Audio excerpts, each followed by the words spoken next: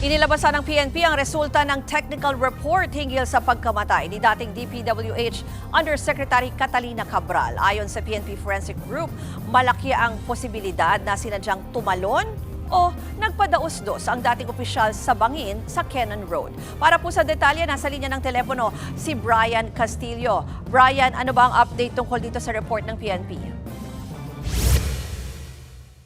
Ruth, malabo na nga yung anggulong itinulak sa bangin si dating DPWH Undersecretary Catalina Cabral. Ito ang sinabi ng PNP kung pagbabatayan ang isinagawang 3D scanning sa lugar kung saan natagpuan ang kanyang bangkay sa may Cannon Road sa Tuba, Benguet. Bukod daw sa hindi naman malayo sa base o paanan ng bangin na natagpuan ang kanyang mga labi, hindi rin din nila ang mga sugat sa katawan ni Cabral sa kung ano ang sinapit nito. Narito ang pahayag ni PNP Forensic Group OIC Police Colonel Pierre Carpio.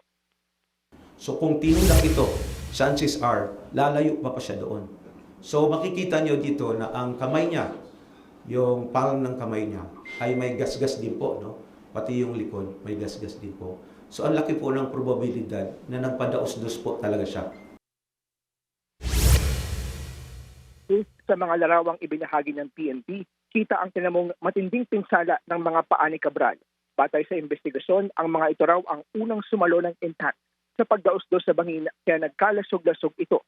Kumpirmado rin sa inilabas sa toxicology report na positibong may ininom na antidepressant drug si Cabral. Hinala ng pulisya posibleng nagka-epekto ito sa naging pag-iisip ng dating opisyal bago mangyari ang insidente. Primary actions po ng serotonin reuptake na to, na antipsychotic drugs or antidepressant drug, is pinapakalma po niya yung tao. So, parang mas madaling magkaroon ng decision making. Usually, nagkakaroon nga ito sila ng suicidal behavior. No? That's why isa ito sa mga tinitingnan, minomonitor ng ating mga doktor. Ruth, ayon pa sa PNP Forensic Group, kumpleto at tapos na ang isinagawang DNA test sa mga labi ni Cabral. Pero sa ngayon, wala pa raw silang hawak na anumang reference sample mula sa mga kamag-anak nito para magamit sa cross-matching.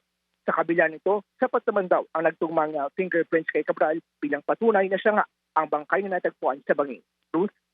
Yan po ang Express Report ni Brian Castillo. Mga kapatid, Ruth Cabalco, para sa mabilis na pasada ng mga balitang dapat niyong malaman, mag-follow at mag-subscribe sa social media pages ng News 5.